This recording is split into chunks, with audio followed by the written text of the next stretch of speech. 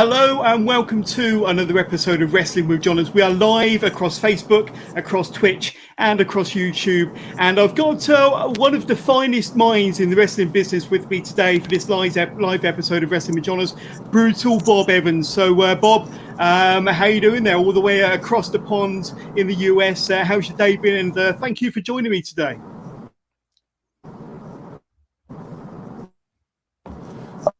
Oh, I'm wonderful.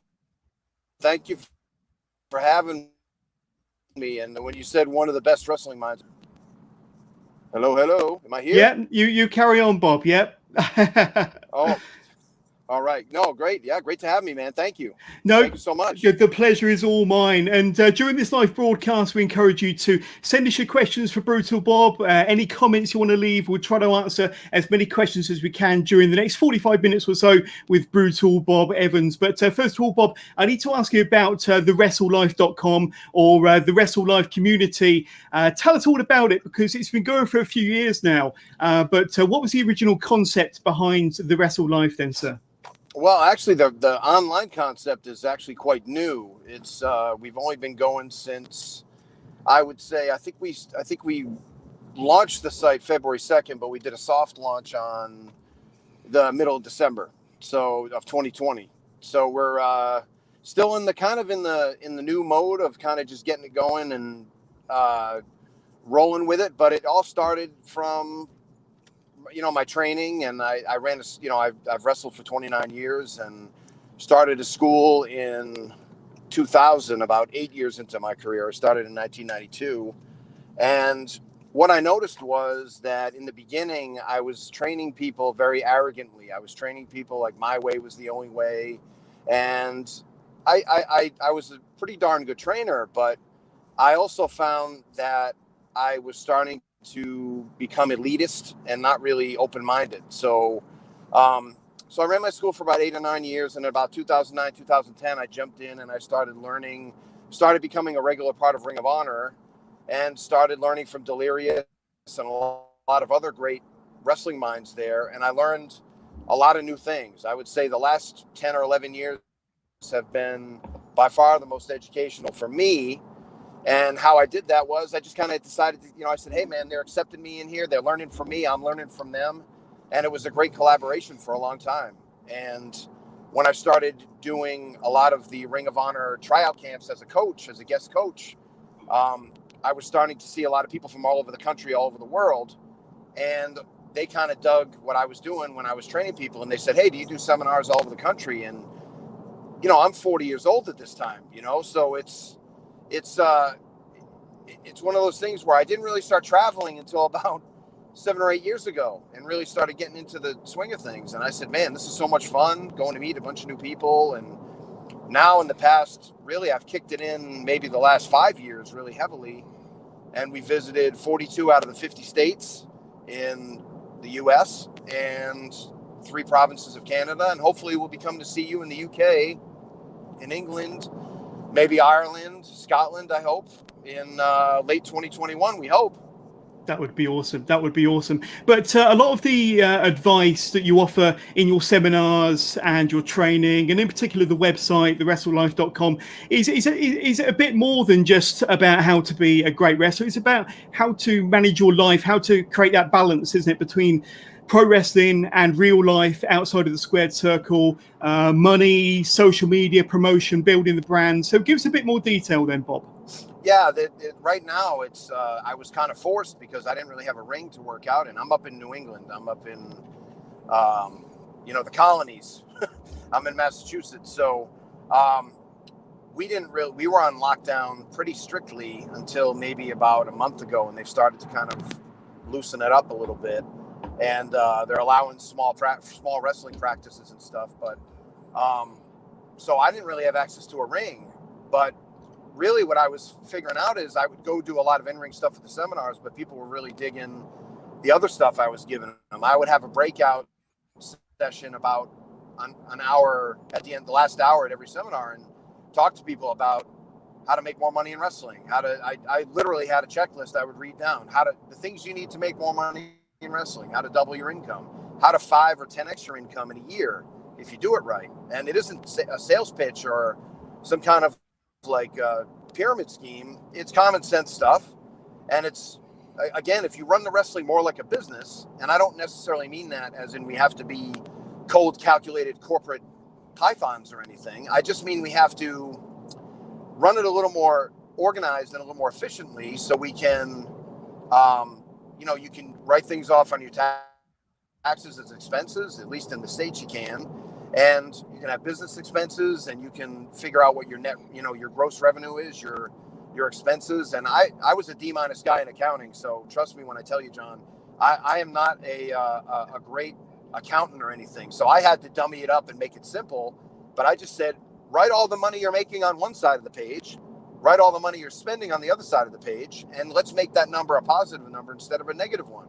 This concept blew the mind of 99% of the independent wrestlers I was talking to. First of all, I was shocked, maybe not shocked, but quite surprised, taken aback by the fact that they didn't know how to do a simple balance sheet that my 12-year-old can do. And my 12-year-old she's a smart girl. My 14-year-old boy is very smart too, but you still have to show them how it's done. I think it was just a question of not showing them. And so we just organized it. And then I said, just do, if you run a business, the first thing you want to do is try to raise your revenue. Okay. So how do you do that? Well, you try to get more bookings. More bookings just by math is going to get you more money. You have to sell merchandise. Look, never mind wrestling, any independent rock, any garage band, any band that plays in a nightclub, they make no money too. I swear, you probably know this, John, because you're kind of, you're around the business a lot. You see this, but there's a lot of guys in wrestling that are in rock bands and stand-up comedians and in other forms of entertainment. So I got pulled aside by a guy, and I thought he was going to beat my ass, but he said, hey man, I just want to let you know that this is a lot of the stuff that this is very well known through the indie rock stuff. And so you're doing a great job and keep at it. And I said, oh, I appreciate that. But that's been the secret of touring rock bands for years, the ones that aren't on labels. I mean, every country band, and I mean, when country music, when they started doing all the LimeWire and all the torrent stuff and CD sales went into the toilet, country music was really the only one that was still making money because they never worried about album sales. They worried about touring. Release the album to give yourself an excuse to tour, and then they toured. All I'm telling people is go in. Look, the first time you go into any place, if you want to demand a price, you can try to demand a price. That's fine. But if you're not worth anything to them, and I don't mean as a human being, I mean as a wrestler, because you don't have any value yet, show your value and then sell merchandise to make up the difference for now. And then when you show your value and become more valuable to the show, the money will go up. And then you'll have both revenue streams. Look, this is not a new concept. And people think, I have a few naysayers out there that say I'm telling everybody to run around and work for free all the time. No, I'm not. What I'm saying is, why are we not borrowing from Netflix? Why are we not borrowing from Disney Plus? Why are we not borrowing from all the models that say, give them 30 days free and they'll be a fan forever once they see your stuff? So if you're a good enough wrestler, I'm not saying work for free all the time, but if there's a great opportunity out there and they say, hey, we don't have a lot of money to pay for you, go in, prove yourself, and then ask for more money the second time. And if they don't want to give it to you, then you can make that decision then. So that was one of the ways I did it. And the second side is the expense side. Drive your expenses down. I don't think it's really that wild to tell people, put 3 or 4 guys or girls in a car and that'll drive your expenses down. And when you do that, you can actually rent a car instead of driving your own car and hoping that it'll last all the way around town. And then you can stay in a decent hotel, because even if a hotel is $30, $40 extra dollars per night, divided between 3 or 4 people, that's nothing. That's $10. So now you can stay in a nicer hotel with good mattresses that protect your back. And if you travel and you're a wrestler, man, that's something that takes care of your joints and isn't beating up your body, and you're not sleeping in a dirty stained mattress, and a free breakfast and all that good stuff. That stuff has a value to it too. So I really just kind of learned all these little tips, and I just put them together along with a lot of other stuff. And the in-ring stuff will come. I've just started to kind of start doing an in-ring component where my buddy Wildman Congo, Mike Medina, and we sit and we watch a match every week with a wrestler that they've handed to us, and they sit in the hot seat for an hour, and we we analyze their match from soup to nuts, man. We go right in and we dissect that thing, and we go, this is what you could have done better. We talked about finishes. We've talked about managers. We've talked about baby faces and heels. We've talked about how to start a match, how to cut a promo, all in one match. They'll show me an 11-minute match, and I'll carve it up. I'll carve it up for nicely with respect and love, but I'll carve it up for an hour because it's one of the benefits that one of our members get. You get a call like that. As long as you let me put it on live, so everybody can get the benefit of all our experiences, then that's what I do. So that's a lot of the stuff that we offer. And more in-ring stuff is coming, more classes. But yeah, we kind of try to give as many things as we can to equip the independent wrestler to be more successful while not having their wife yell and scream at them that they're away all weekend with nothing to show for it. So yeah, well, this is it, Bob, and you know, a lot of what you've said and a lot of the advice and the tips that you're giving these independent wrestlers seems like, as you said, a common knowledge, common sense. But do you think a lot of this advice and a lot of these tips have got forgotten over the years? A lot of the advice that you've just explained to me and you give your wrestlers, you hear from kind of long-time pros from the 80s and the 90s when they used to share car rides and share hotel rooms. Do you think a lot of it's got forgotten over the years? I think a lot of it is, and I was the first one I poo-pooed it for years, John. I just wouldn't travel. How can I travel? Why would I drive all the way to North Carolina for me is a 16-hour, well, it depends where you go, but it's about between a 12 and 14-hour ride. Why would I drive down there? Well, there's a lot of opportunities in North Carolina wrestling right now. So maybe you would. And if nobody knows who you are, then you're going to have to go out and prove yourself. And look, I was much more accomplished than a lot of these guys out there hustling now. And I was a little scared to do it because I think it's an imposter scenario. I think it's an imposter syndrome where you're going to be found out that you're not as good as you say you are, or you're going to go down there and there's going to be so many great wrestlers. And what I learned was that pretty much every area is about the same. You have some good wrestlers, you have some bad wrestlers, and a lot of guys and girls are somewhere in the middle. And it's usually people on their way up and on their way down in independent wrestling. And that's pretty much where it is everywhere I've been. So I'm not as scared of it anymore. But I think one of the things you have to do is you have to kind of, what's that old saying, like run in the face of fear, charge into the face of fear and the fear goes away. Yeah. I think it's also a self-esteem thing. I'm not good enough. I mean, I was pretty darn good and I didn't feel good enough. So I can imagine somebody just starting out or 2 or 3 years in the business. I was 16 or 17 years in and I was like, I don't know if I can do it. I'm nervous. And it was all nonsense because if you don't go out there and don't see the world, so to speak, how are you supposed to get better? There's people that'll tell you, know your worth and stay home and get paid top dollar. It's like, yeah, but I'm not worth top dollar right now. I have to go earn that standing in wrestling first before I get top dollar. So I don't know if it's really forgotten. I think it forgotten in a way, but I don't think I think it just skipped a generation because like you said, I think, I mean, now I think about it, I think we're kind of on the same wavelength here, but I also think that a lot of the guys that knew this information either didn't want to share it because they thought it was going to be a big secret. They're going to get found out, or it was just a question of they weren't teachers. They didn't care about imparting this information. And I'll share anything with anybody. I don't care. Look, man, I've gone through it all. I've been an addict. I was a gambling addict. I've committed adultery. I married my wife twice. My wife took me back after I cheated on her. Like I've gone through a lot of stuff, man. It was a long time ago. I've never done it again, but I can teach people a lot, man. Like I've made a lot of mistakes. Trust me. I've lost $5,000, $6,000, $7,000 on a weekend promoting wrestling shows.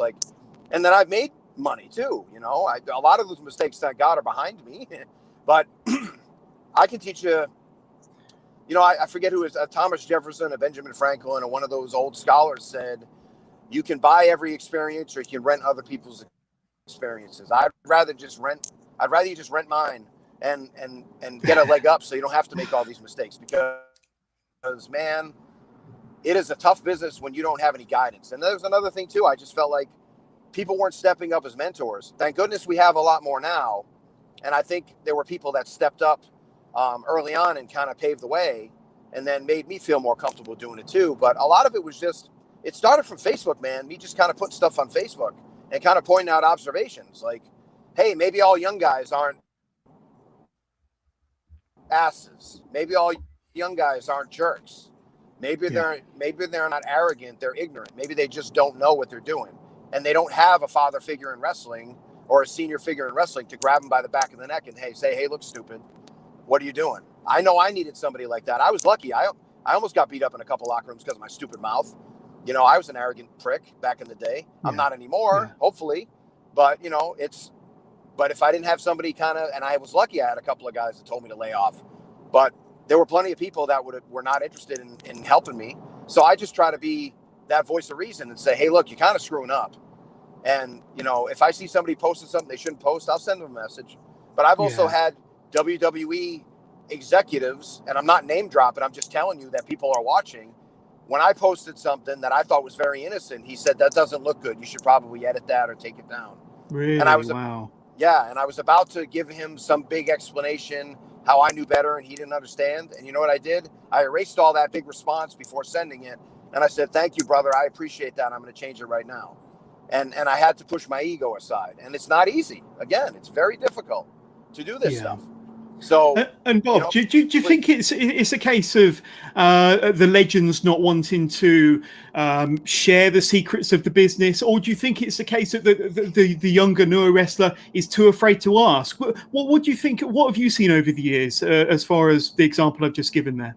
John, I can tell you that one of the biggest misconceptions, and I bought into it too, is that this business is filled with a bunch of disrespectful young guys who don't want to. I'm just saying, guys, girls, women too, but I'm just saying, a bunch of disrespectful kids who don't care and all they want to do is dumb high spots and they're all marks. And look, man, I'm the most prolific seminar guy ever. I've done 250 of them. I haven't seen too many, maybe two. And I've, you know, you say that's probably about 2,000 kids average. Yeah. That I've talked to, that I've mentored, that I've practiced with, not including the ones I talked to at wrestling shows, not including the ones I've had at my own school. I haven't seen this big influx of disrespectful kids anywhere. I don't even think I can count them on one finger. And a lot of those people came back later and apologized to me saying, yeah, I was just a dumb kid. And I say, you know what, my friend, so was I, you know, and back then I didn't have that compassion. I have a lot more now because I think the veterans forget that they were the mouthy dumb kids before and they used to get yelled at. And I think they forget that. So now I try to go about it another way. And I've been accused of he panders to no, I just try to speak to them on their level. Look, my goal is in this business is to get 1,000 people to double, triple, or whatever, exponentially increase their income in wrestling while having a good life, honoring their family, being a good person. I'm so sick of another thing that drives me crazy, John, is I'm so sick of you either have to be wrestling Roman Reigns for the belt at WrestleMania or you're a broke, drunk, carny wrestler that beats his kids and is on drugs and left his wife. Look, we're trying to build a middle class here in wrestling where you make wrestling work for you instead of the other way around. And that's another thing I've been trying to really offer. I mean, I have a course in there where it's basically, again, how to not get hassled by your wife. And I'm not trying to say all wives are hassling you, but that's the biggest issue that I deal with. And I put my notes down. I said, I'm going to speak from the heart. And I've been with my wife on and off for, my goodness, let's see, 28 years now. And I can tell you that it is tough. I think we just figured it out yesterday. It's tough. So you have to keep working at it, and you have to communicate with your significant other what you want out of wrestling, what your goals are, but you also have to come to them with a plan. If you just go out like it's Sunday football and you're just hacking around with your buddies and there's no goals and there's no end point, why would they be behind you? Remember, it's your dream, not theirs. So you have to rope them in and say, I'm going to do this where it's much more profitable. So at least I can buy the groceries for the week. I can pay a car payment for the month. And now there's at least, if you're trading time, at least now you're trading time for money. Right now, they just view you as they're being taken. You're taking away my father. You're taking away my husband, my boyfriend, whatever, my girlfriend. That's what they're seeing. So that's why I'm trying to really bust through that. It's such a myth. It doesn't exist. that, oh, if you're not in this to win the belt and be in WWE, well, look, man, I've seen people go crazy from WWE. I've seen people look. I don't hate the WWE. I have a lot of friends in there, and WWE is an organization. It's not anything. It's neutral. But I've seen a lot of people go crazy out of there. I've seen a lot of people lose their minds, lose their money, not come back the same person not because of the WWE, but because they put everything into making it and it didn't pan out. And that's another question that, look, I'm a success story and I'm a success website. I don't know if I'm a motivational guru or anything like that, because what motivational guru would say, look you right in the face and say, what happens if you don't make it? You don't make it in WWE. What happens? What happens if you get signed and you wrestle for 6 months and they don't like you and they get rid of you? Yeah. What happens if they don't give you a push? What happens if you get a push too soon and they don't use you? What happens if they just sign you for a year because they're trying to keep you away from AEW and then they release you and then AEW isn't interested? I mean, there's so many scenarios. I'm not being negative. I'm just saying add this other piece to your tool belt. And so you have it. And plus, you're not dead to the world of wrestling when you leave WWE. I think so many guys the past couple of years have proven that. Look at Kurt Hawkins. Look at Zack Ryder. Exactly. I mean, those guys already had a plan. Those are I'm very friendly with Brian. I've known him since he was a baby. And he's very kind to me. He sends my kid birthday messages. They've always been so good to me, man. But they've always had a plan. He's always had a plan. He said, and you knew it. He's running a wrestling school. He's running the podcast. He's releasing action figures. These are guys that knew that the WWE wasn't going to be there forever, no matter how well they did. And there's so many more options nowadays as well, sure. Bob. You've got other organizations out there and even on the indies, it's well established that you can earn a good living from the indies. And like you say, if you're smart with your bookings and if you're smart with your money.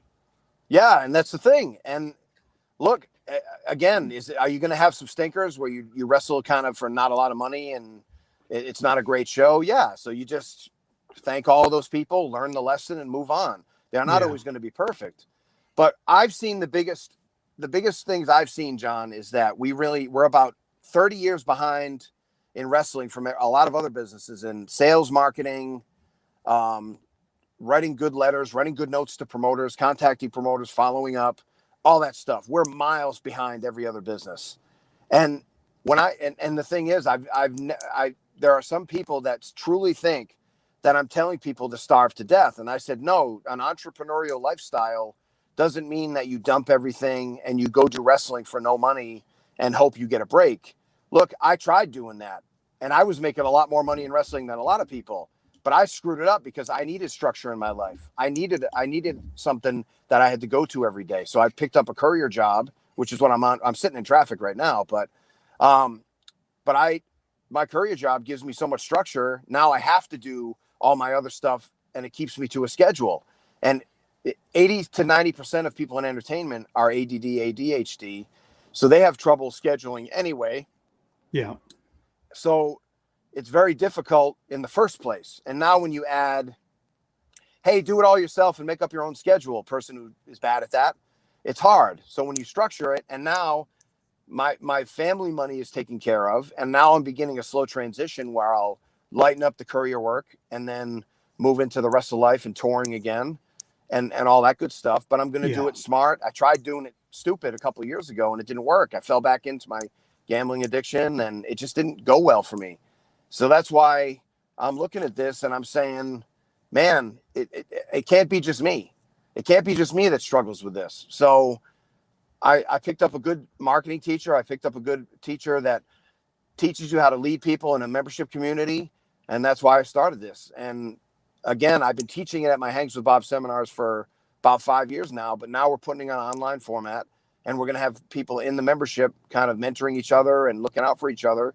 And again, the in-ring aspect will happen soon, but right now there's, when I do my live seminar, we're going to take some clips and put that on there.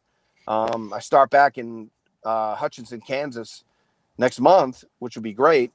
So it's a process, awesome, man. Yeah, it's great news, but it's as we start to yawn and stretch and get out of bed and get back to work here, I just couldn't sit back and just not do it anymore. I've had this in my head for a couple of years.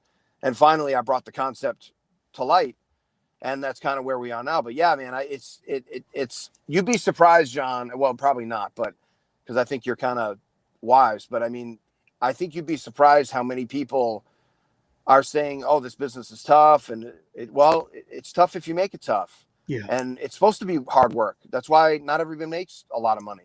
That's why I mean, yeah. If you want to wrestle for $20, please do. I will not judge you. But do not ever complain that you can't make money in wrestling. Don't ever complain there's no money out there, because there is. Yeah, absolutely. Let's talk about social media, because that's also a huge part of being a pro wrestler nowadays, and has been for the last decade or so, and it becomes even more relevant every single day. Mm-hmm. I mean, do you give much advice to pro wrestlers on social media use, how to make the most of social media, how to promote yourself properly, how to build a brand on social media and do it the right way? Yeah, we have a couple classes, me and my tag team partner, Tim Hughes. We have a team called Tough Guy Inc. And Tim's real savvy at that stuff. He's younger than I am, a lot younger, even though he looks the same age, but he's a lot younger. But Tim and I, we did a couple of Zoom calls and kind of made like a little Tough Guy Inc. reunion, and decided that we were going to try to smarten some people up on social media. So we kind of did a 5 do's of social media and 5 don'ts of social media, kind of a checklist. And really, it's a question of, what are you putting on social media that reflects you? And obviously, the easy ones, don't be political. If you want to be a big star, that means you have to be mainstream. And if you want to be mainstream, that means you can't necessarily be jumping into every political thing in the world. And that's just the way life is. That's not anything that you can have your own personal beliefs. I respect all that stuff. That's fine. But in this world, it's too much to be screaming and yelling about certain issues, taking either side, because it seems like you're alienating 50% of the country when you do that. And then, so that was one of the big don'ts that we had. And then the do was, stand out and take excellent pictures, have something to say, have a voice, whatever your voice is. My voice is of teaching and gratitude most of the time, and support and love and looking out for people and trying to put money in people's pockets. That's my thing. That's not Tim's thing at all. Tim's thing is posting an occasional picture, maybe saying something goofy or funny, a little bit of ironic humor, and then in and out. No, you wouldn't know what, Tim has a girlfriend. You see pictures with his girlfriend once in a while, but you don't know much more about Tim. He's not posting a lot about, I go on and on. I'll tell you a lot of stuff and I'll kind of bare my soul. Tim's the other way. Now, Tim is a thoughtful guy, a soulful guy, but he just doesn't feel that's his right voice in wrestling. He's kind of the goofy guy. So that's the character he's going to play. And that's kind of where you have to do it. Also, I would really recommend this to wrestlers. I don't want to see another highlight video of you doing a cutter in a dirty ring on a hard cam 62 miles away with bad graphics. I don't need to see the moves. By the way, I'm a 48-year-old out of touch old man that doesn't mind if you do the moves, I promise. But I'd rather see some kind of a highlight thing that really shows your character, really shows who you are. I don't even care if it has any moves. Sean Donovan from New Jersey, he posted a good one, a grizzled ring veteran one that I helped him with. So I'll kind of brag on both of us right there. But I kind of gave him the idea because he showed me a highlight video with him clotheslining people, and all the moves were fine. But I said, everybody does that. You're just another version. Show me something that you do that somebody else doesn't do. Another example of this is MLW, Richard Holiday, he's another New England guy, but he did that Christmas video. And I don't want to ruin it for you, but it's really good. It's funny, but it's his character all the way. And even if you don't know what his character is, in 2.5 minutes, you pick it up. And that's what a good highlight video does. Now, does it highlight his moves? No, but he's in good shape. He's a great looking guy. I'm sure he does great moves, and I know he does because I know his work. But if you didn't know his work, you'd still be impressed with, wow, this guy must be a star because he put a little time into it. It's a nice vignette. It's filmed. It's very cinematic. But it's simple. It's not this big crazy thing that took a bunch of production to do. It was a simple production. But again, it's 2 simple ways to tell your story. I want to know who you are. Show me think about Britain's Got Talent or America's Got Talent, right? Think about those little 2.5 minute vignettes they do before they go out and do the act, right? Exactly. That's a perfect example of what I'm talking about. You know that person's story, or at least what they want you to know, in 2 minutes. And now you have, a person you've never met, you saw on TV in a 5-minute segment altogether, and you're crying at the end. Why? Well, because the person's doing this for his dying mother, or he had an accident, or this is his first shot. He's 42 years old and he's never been on a stage before. But then you're already invested then, aren't you? Once you've seen that 2-minute clip, you're already invested in the person. It doesn't matter what they do afterwards. You fell in love with that person straight away. And you give them the benefit of the doubt. It's all manipulation, which is what wrestling is. Yeah. So if you lean into that, and now you find a way to have even a human connection where you're a jerk, or at least some kind of a connection, like, wow, this guy's nuts. That's fine. I mean, he's a space alien. He thinks he's a space alien. I don't know which one's scarier, right? A guy who's a space alien or a guy who thinks he's a space alien, right? Because that's what Cornette used to do with Marty Wright, Boogeyman. Cornette thought the Boogeyman thing was stupid, so he just had Marty Wright be a delusional, crazy guy who thinks he's the Boogeyman. That's way scarier to me, John. I don't know about you. But, 100%. But I'm just saying we have to start thinking like that. What's your voice? What's your character? Who are you? You know, it's not just, hey, brother, I've had these guys. One guy showed me, I'm a guy who's from Vegas, and his gear looked horrible. He's a nice guy. Again, this isn't a personal attack. But I said, hey, I saw your video. And I showed him he showed this thing of Vegas, but then his gear's not particularly good. He's wrestling on a bunch of shows with 10 people, and, the moves weren't particularly good. Everything wasn't well executed. And I said, if you were a high roller from Vegas, wouldn't you throw a college kid $10,000 to put together a highlight reel for you? Wouldn't you do that? And you'd have something like really nice, wouldn't you, if you're a big high roller from Vegas? And he goes, yeah. I think I would. I said, okay, well, please don't throw $10,000 at this, but you could probably give somebody on Fiverr or a college kid that $100 to do a really good video of you. And it would probably be you walking. I said, and he had a casino around him. It wasn't Vegas, but just stand close to it with one of those camera lenses or the filters that makes you clear and the background blurry, and just walk around. Oh, the bright lights of Vegas, and you just get in tight enough so you can't really see where you are. And then that's one thing. And then you can rent a limo or ask somebody if you can just get filmed. Hey man, you're parking this limo here. Can I just step into the limo and my buddy will tape it? I'm doing it for like a gag or like a YouTube video or something. I'm sure 10 people will say no, but one person will say yes. So you can do that. Like do stuff like that. All you need is a 10-second clip. And then it just show you walk into the doors like, oh, I'm going to go score at the casino today. And that's way more impactful than this nonsense of doing moves and the camera's all askew and there's no people in the crowd, and there's always that fat guy with he's always sitting in the front row with his arms folded. The fat guy, I don't know. He goes to every show, John, in every country. I see him. So it's like, why? Stop showing me that. It doesn't. And then they're thanking their editor. I'd be like, well, your editor's doing the best with what he or she has, but you're not giving him anything. Like, come on, like, don't you want to be on TV? Like, or try? Like, Joey Janela, I've seen Joey, I like Joey Janela. And Joe, if you're out there, hello. Joey Janela will tell you he's not the most blessed wrestler. He's not the most natural. Look, I'm not either. So so truth be told, but he's not the most skilled technical wrestler you've ever seen in your life. But then when he started doing these video things where he's looking for Marty Jannetty and all this stuff, what got him the attention? It was all that stuff. Go. So yeah. And now I think he's going to be okay. Joey's doing okay. So, but there's one example. But once Joey Janela could tell his story, it's the same thing where I plugged you in. We talked to Mikey G, right? Mikey G in San Diego. That guy should be on everybody's podcast. They should be I think I'm going to have him run a course in my class in the Wrestle Life, man. I might have to edit all the bad words out, but but I mean, what a brilliant mind. Look, is it different from my mind? Absolutely.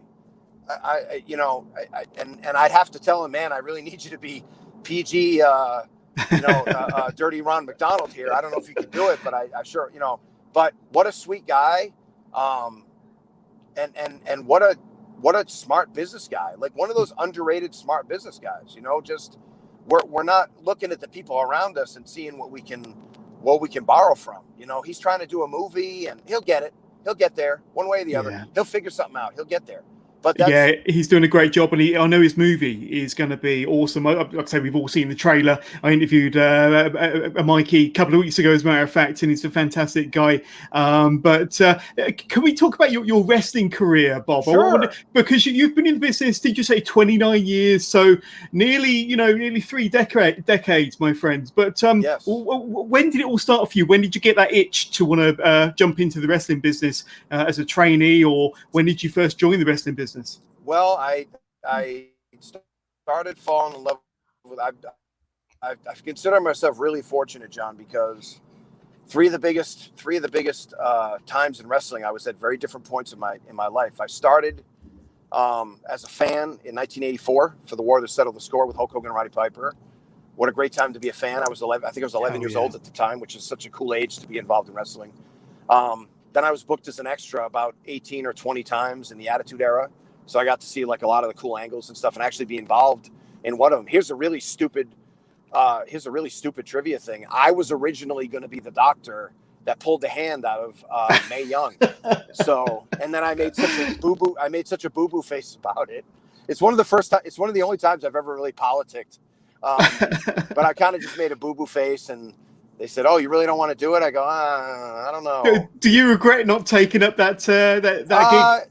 Back then, no. Yet now, yes. I would love to have been that little trivia footnote in history, but and then now I'm in this era, which I think is a super interesting.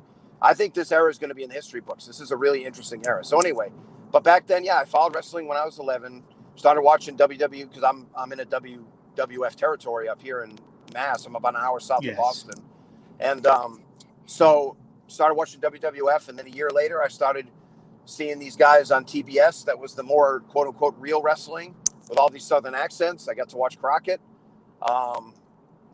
and started just kind of watching both products religiously for a long time. And then in 1990 and 91, I started a backyard wrestling group and put it on cable access. And then got called by I don't even think it was called independent group back then. I think it was called semi-pro or whatever they were calling themselves. But a trainer called Brian, his name was Brian Brieger, who's now located in Reno, Nevada. And he's the trainer of Reno Scum. So I am training uncles to the Reno Scum in Impact Wrestling. But Brian was like, "Yeah, you seem like you're really, really into this backyard wrestling stuff. Would you ever want to turn pro or semi-pro? We've been doing it for a few years." And I said, "I'd love to." So it was me and another guy. And the other guy went to 2 practices, blew his knee out in 1992, and I've been there ever since. So now they're called, oh my goodness, Top Rope Pro Wrestling, and they're still around 29 years later, and they're still doing well. Actually, the pay-per-view, the Ring of Honor pay-per-view that just happened, that building is the home of Top Rope Promotions, and that building was also the building that the ESPN special where Scott Hall got carted out when he was drunk. Yeah, that's the same building. So where Vinny and Matt Taven, who are 2 of my babies, battled each other last night on the pay-per-view. So that building's very special to me. So I started there. That's amazing. Yeah, I started there. Man, it's full circle. It's 10 minutes from my house, that building. I wish they had told me. I would have loved to make a cameo. But it's and then I just started wrestling, man. And then I was fortunate enough a couple years later to meet a guy named Jeff Costa, who was an original Killer Kowalski student. And Jeff kind of taught me how to work, how to become a good babyface, how to become a good heel. Taught me how to be a carpenter so I could carry everybody on the card. And that's how I ended up training all my people. I still think that's how somebody should be trained. You should always be trained to call matches for your people, to call matches for your opponent. If they can't do it for you, that's, in my opinion, that's the best way to do it, because you'll never be out of a job. And just kind of took it from there, man. And then started getting booked as an extra in the late 90s, and kind of struck up a friendship with Kevin Kelly, and kept that friendship going. Kevin's one of my best friends. His son is my godson, and we're very close to this day. And then when Kevin left and then kicked around for a while in the real world, and then he went to Ring of Honor in 2010, he said, we're going to kind of be doing this tryout camp. So I paid to do the first tryout camp in Ring of Honor. And I had already done some dark matches and had a bad attitude and kind of didn't really take it seriously because I didn't realize what Ring of Honor was. I didn't understand the history. I just thought they were a bunch of idiots that did a bunch of stupid stuff. So I didn't really pay them the respect that they were paying me. But then when I went into the tryout, I lost 40 pounds. I did the best I absolutely could. And me and Mike Bennett were the two guys who stole the camp. And Mike Bennett was my trainee. It's a legitimate story that I trained Mike since he was 18. So Jim Cornette called me and said, hey, man, I don't see you wrestling here as much, which hurt my feelings, but I understood what he meant. He said, but do you want to manage Mike? He said, I think there's a spot for you. We need a guy like you here. And then so I did that. I behaved myself. I managed Mike for like a year and a half, 2 years. And then I started wrestling. I asked to wrestle. And I said, can I wrestle on the show? And they said, yeah, you have a 7-minute match with Eddie Edwards next month. And then I was very good to Eddie Edwards on those small shows in New Hampshire in front of 40 people when he was 17 or 18. And so Eddie Edwards was kind enough to give me a 50-50 match on Ring of Honor TV when all his friends were screaming at him not to. That's the kind of guy Eddie Edwards is and is today. He's a great young man and now a great man in his 30s. But and then it just kind of grew from there. And I started doing the tag with Cheeseburger, which was a fun thing for a while. And then I want to talk to you about Cheeseburger, because you did have a good tag team going with Cheeseburger. It was one of the highlights of many people's week when they tuned into Ring of Honor. I got time here. I'm just going to plug you in because my battery's dying. I'm sure you can hear me. Can you? I can still hear you, Bob. I can still hear you. We're still rolling. Yeah. Are you good for battery on your phone? So I'm good. Good. I'm good. I plugged it in. I'm good to go. Awesome. So your partnership with Cheeseburger, I mean, you had a good run as a team with Cheeseburger for getting on for a year and a half. And then the tag team fell apart, as all good tag teams do. And then you had this series of matches with Cheeseburger. And you had some amazing grudge matches. And I think, was it Final Battle 2015 when you had the blow-off match against Cheeseburger? And unfortunately, it was in a dark match for the pay-per-view, a YouTube exclusive, which I know your character wasn't too pleased about. But that was a really great story you told over them 2 years with Cheeseburger. What are your fond memories of that time with Cheeseburger between 2013 and 2015? Well, I'll tell you, that was one of the most gratifying and one of the most disappointing times in my life, because I knew that whatever money was going to be in that feud was going to be eventually me being the heel and him being the babyface, obviously. So when I turned heel on him, we I knew I couldn't have a straight meet. He's put on about 30 pounds now. He's actually good size, but back then I was as big as I am now and he was just tiny. Yeah. So if you notice in any of our matches, I almost never go for a pin. It's hard, because I loved wrestling him, but it did prove to be a challenge because, and this is not a shot on his masculinity or anything, but it's wrestling somebody the size of a woman. So it was like a small guy. So you had to kind of treat it like that in a way, like wrestling a manager. So, but the good news about it was they said, you guys are going to open up Final Battle. And I was super excited about that. And for a long time, I thought we were going to be on the pay-per-view. And then we got the news that said, oh no, you guys are going to be on the YouTube exclusive. So to be honest with you, man, I was pissed because I was like, this is one of the matches. And look, it might be ironic for some people. It might be silly for some people, but this is one of the most heated rivalries in the company right now. I took it as an insult. So, but it's fine. I wasn't mad at anyone in particular, but I was kind of like, okay, you want to play that game? That's fine. So I did a YouTube promo where I said, and plus I tried to saw his hand off. So this kind of made sense. I said, you guys ain't going to beat me. I'll turn it right around on you. So I said, this match is so dangerous that they're afraid to put it on live pay-per-view. So they're going to put it on YouTube so they can edit it. So what I did was, and this is a good example about branding, I put us in another category. All of a sudden, we're our own little pay-per-view in amongst ourselves. And that was for a long time before. Next to the women, we were one of the most viewed matches in YouTube at the time for Ring of Honor. And finally, I've only been pinned once by him, and it was in that match. And I almost killed myself at the end. People think, did I do it on purpose or did I do it by accident? Trust me, I did it by accident. But I wish I had done it on purpose because it was the perfect ending to our match. Because I was such a goof anyway. Yeah. And so he beats me, and that was it, man. But I have all the time in the world for Brandel Littlejohn. He's going by the famous CB now and all these crazy nicknames, but he'll always be Burger to me. And man, I love that guy. And he's turned into a hell of a trainer at the Worldwide Dojo in the old Ring of Honor spot in Bristol, PA, 701 Canal Street. It's 300 miles away from me, John. I can get there with my eyes closed. I've been there so many times. But him and Sumi Sakai are doing a great job.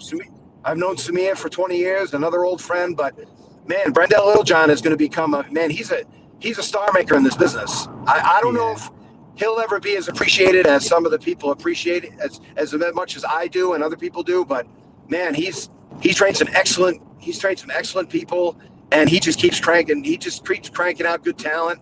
And man, I got nothing but great things to say about. What a great guy! What a talented man! What a great teacher!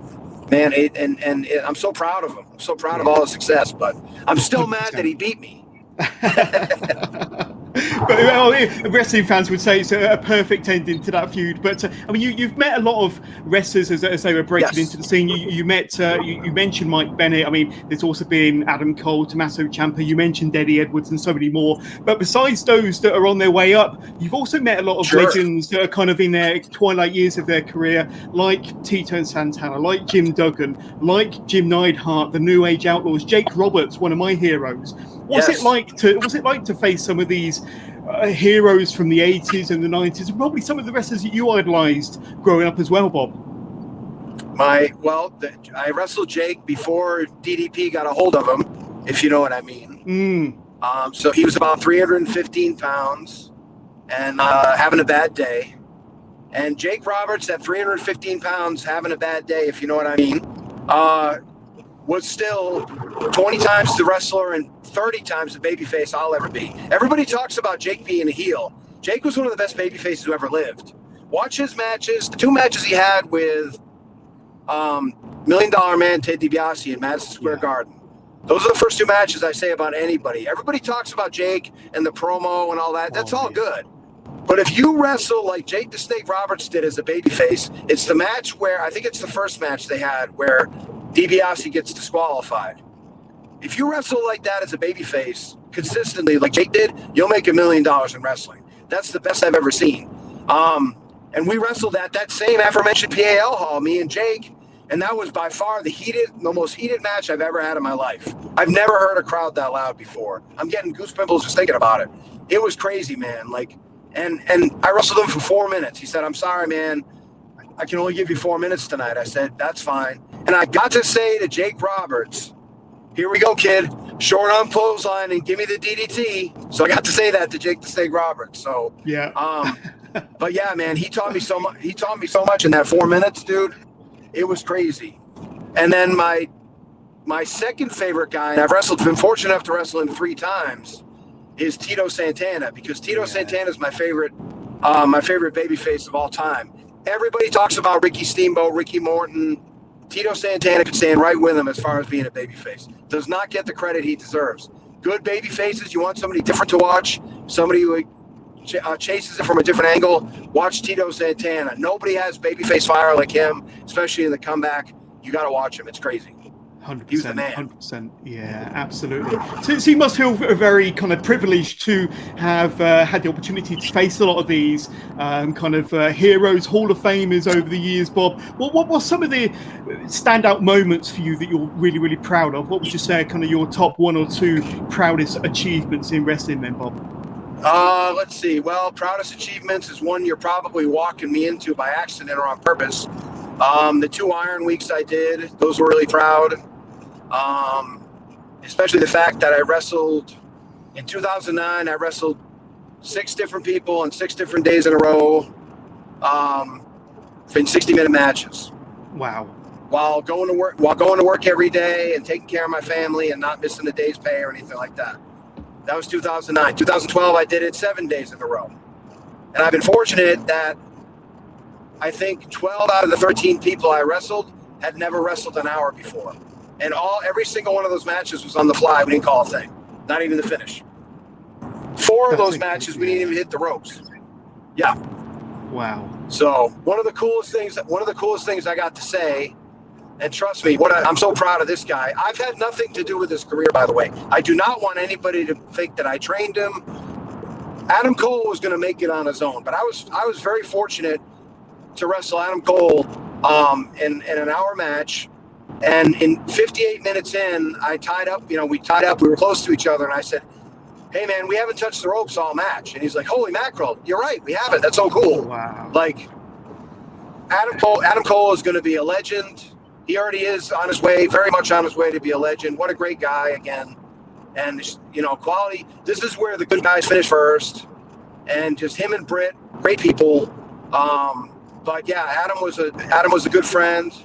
Still takes my calls once in a while, which is very nice. I try not to bother him. But he's a good dude. And yeah, he's a great dude. And just, he's the man. So, but yeah, that was probably my biggest achievement personally, and then the rest is, man, just what's to come. My biggest achievement is going to be getting all these wrestlers to believe in themselves, get on the road if that's what they want to do, or just make money at home. And really, like, I want my real goal is, John, is to have a bunch of wives and husbands come up to me and say, thank you for enriching our lives. That's what I want. I want that. That's what I want for this business. I want people to be doing it, not going crazy from it, look, we're all going to get hurt, but I don't want people to get injured. And I don't want people to make dumb decisions like I did. I want people to go into things smart and make a little bit more money, have a blast doing it, and just get a lot out of this business like I did. Yeah. And Bob, as we wind down this interview, where can we find out more about Wrestle Life? I know. Wait a minute. You go ahead. I promised, my man, every podcast I do, and I can't. I'm super proud of you because you're kicking ass. Oh, thank you very much. A lot of the answers, but this is what I do. So I want to ask you, my friend. Yes. What can Uncle Bob do for you today? What can I do to help you? What are you struggling with? What's the next step for the Johners Podcast Network? You're doing a great job, but what are you butting up against? What can I help you with right now? Sit in the chair and let's talk about it for a minute. I wish I had 10 minutes to think of this, but you've put me on the spot. I'm not used to being put on the spot, Bob. I'm normally the one asking the questions. Gotcha. Let's see.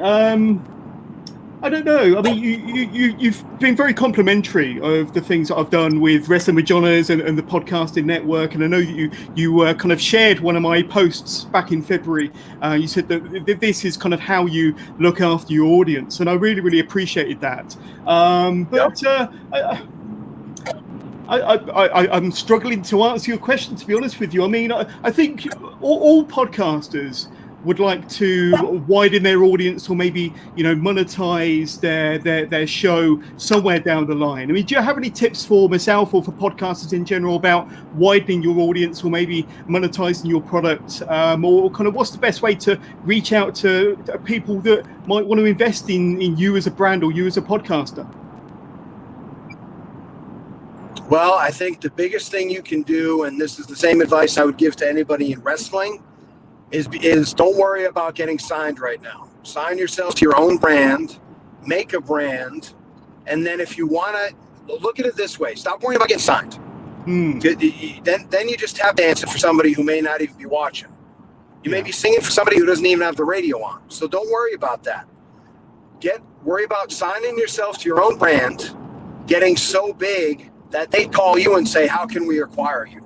That's what you want to do. So whether you want to be acquired or not is your business. But I've been told by a bunch of people at NXT, especially NAW. They're always looking for people with big social media followings They're always looking for people who are making noise, the right kind of noise. And they're always looking for people who are interesting and have a story. So that's why I keep telling people to kind of be your own thing. You don't have to be wild. Look, I'm a regular guy. I'm just the nice old guy who wants to help people and get people along and try to give people advice to get them going. But man, has that been lucrative for me, because I've always wanted to be this guy. I've always wanted to walk into a room and have everybody hug and kiss me, and Uncle Bob, you're the best. And, oh my God, you gave him such great advice. That's the person that I've always wanted to become. So what do you want to become? When people say your brand, that I think that throws people off, because they think they have to be like Kellogg's Frosted Flakes. You don't have to be anything wild, but who are you as a person? What do you do? You know, the Johners Wrestling Podcast is such a simple but effective name. And by the way, one of the biggest things I kept pointing to was I'm getting messages from this network every day. I'm getting the different shows.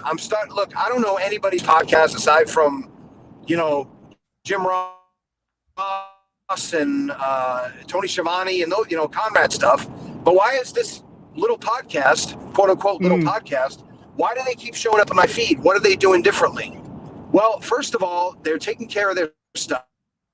All their stuff looks organized. They're tagging people. They're tagging my friends. They're not spamming me. They're just giving me information. One thing I wanted to ask you, do you have an email list? I do not. Ooh, I lost Is that something you would advise? Okay, so I got you now. Yeah. This is what I want you to do from now on. I want you to give people some kind of a cool bonus, right? You'll notice I do this a lot, but you don't have to be me. But give people a cool bonus, like a cool interview, a cool show, something. You know, maybe ask a certain guy if he wants to do an extra show with you, maybe sometime. That's a hint. But it doesn't have to be me. It can be somebody else. And then what you do is you offer that. Hey, we haven't put this on our site, but we're offering this to you for free, no money, because you're not worried about money right now. You're worried about a following and people engaging your audience. Put your email in, and we'll send you the download. And then they put their email in, they're on an email list, and now you update them. Because here's the thing, John. What happens if Facebook goes away? Oh, Facebook will never go away. MySpace did. What if Facebook changes their rules again? What if Twitter changes their rules again? What if Twitch changes their... Look, this is not a political statement. This is just an observation. You think Facebook and Twitch are liberal? Twitch makes them look like Donald Trump as far as that kind of stuff. Yeah. So you might say one sentence that is taken out of context, and all of a sudden you have 2 weeks off. They give you a little vacation. Sure. So you still have to find a way to reach your people. Now, that's a worst case scenario. I understand that. But you have to start looking at it like, and plus, Facebook should be something where you engage your people, you tell them what's going on, but it shouldn't be your sole thing. Facebook is what they call the top of the funnel, but you're trying to get, you told me, you asked a general question, but I assume it's for you too. You're looking for sponsors, you're looking for ways to monetize your stuff. You can't do that unless you find your true fans. Well, who are my true fans? Right now, you're just sending stuff to wrestling fans. However, eventually you're going to find your true fans that'll buy your stuff. So do that. Also, don't be afraid to throw one of these, you know, your favorite podcast that you kicked ass on and asked a bunch of great questions and had a bunch of cool information. Don't be afraid to sponsor that stuff. Throw 25 pounds at it. Throw a couple bucks at it. Sure. And sponsor it, boost it on Facebook, and get 5,000 views on it. Get 10,000 views on it, and walk people right in to your. You're gonna have to be a crazy thing out of the wheel, but just remember that you can do a lot of stuff with a basic design and an email list, and that way you can hammer your email list all the time. You can hammer your email list every day, and they won't be mad if they're following you. Yeah, so that's awesome. That's the biggest piece of advice I would give you, my friend. So there we go. You're doing a lot of the right things. So thank you very much. But no, that's all very, very valuable and worthwhile advice. And I'm certainly going to take you up on the email list. I think that's a great idea. But Bob, back to yourself. Where can we find out more about the Wrestle Life? I know you've got a website, you've got various socials. If people want to reach out to you and say hi or learn more about what you're doing with the Wrestle Life, tell us more, my friend. Where can we say hi? Well, the easiest way to do it would probably be, I'm more of a Facebook guy than anything else. So you can go on Bob Evans, my personal Facebook page. You probably won't have much luck friending me, but you can try. So I would say at least follow me, because I offer some pretty cool advice on there for free, again. And the WrestleLife.com. Look, if there's independent wrestlers watching this, especially my friends in the UK, I know you don't know me from a hole in the wall. I have a lot of good friends in the UK. I was Finn Balor's second opponent ever in the United States. One of my students was his first ever opponent in the United States, and I know he's from Ireland. I know that. Thank you. I'm not dumb, but I'm just saying, but I know a lot of you blokes from there too. But this American is just trying to sell me something. No, I have a free 14-day trial. Jump in there, check it out for 2 weeks, 14 days. You just go to the WrestleLife.com. You'll see a bunch of banners. You can read all about it. You can read all about testimonials, things we can do for you. People's lives that I've changed, people's lives that we've affected, and what the site will do for you specifically. We have a lot of information on there. And like I said, just click the trial. It'll be 14 days and $49 a month after that, but you can cancel anytime. So don't worry about that. It's zero risk. So check it out. Give us a chance. I think you'll find a lot of valuable information in there. And hopefully, my friend, this fall, I've had a lot of people reach out to me, so I'm excited about that. I can't wait to come see my friends in the UK, England, like I said, England, Ireland, all over the place. I can't wait to see you guys. It's got to happen. And it's going to be a blast. Yeah. And I really hope I get to, man, I've had so many requests and I've wanted to get there, and we were supposed to go there last year and we all know what happened. So, man, I'm excited. But yeah, the Wrestle Life has its own Facebook page too. A lot of free stuff on there too. If you're scared to go to the site, you can go there too. So anyway, that's pretty much the way to do it, man. So indeed. And Bob, reach out and message me. Yeah, absolutely. And if you do go over to the UK, let me know where and when, and I will be there to shake your hand. But brutal Bob Evans, it's been amazing having you on the Wrestling John's podcast, my friend. I'm a hugger. I'm a hugger. You're a hugger. You're gonna give me a hug. A hug. You're gonna give me a hug. You ain't shaking my hand. And a pint of beer as well, Bob, I reckon.